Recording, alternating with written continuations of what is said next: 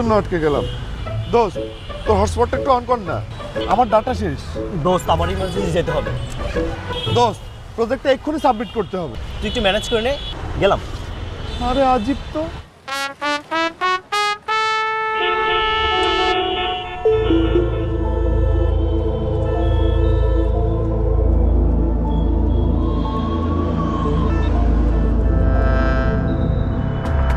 ধর্মীয় মানে আপনি প্রত্যেকবার একটা না একটা ঝামেলা করেই থাকেন। আগে থেকে গ্যাসটা ভরে রাখলে কি হইতো বলেন তো আমাকে? ভাইয়া 5 বছর পর দেশে আসতেছে, আমাকে বলছিল এয়ারপোর্টে গিয়ে রিসিভ করার জন্য। ওনার কাছে কি বাংলাদেশের কোনো সিম আছে যে আমি ফোন করে বলবো আপনি ভাই অপেক্ষা করেন? ধ্যাৎ তেরি।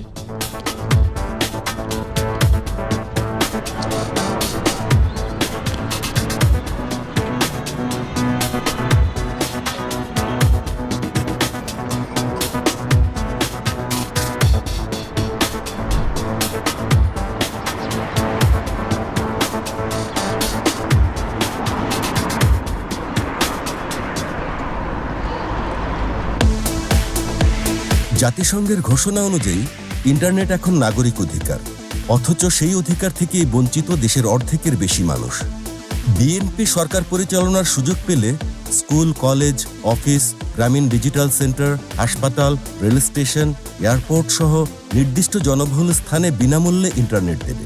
এতে দেশের সবাই সহজে তথ্য নিতে ও আধুনিক সেবা ব্যবহার করতে পারবে। ধানের শীষের অঙ্গীকার, ইন্টারনেট হবে সবার।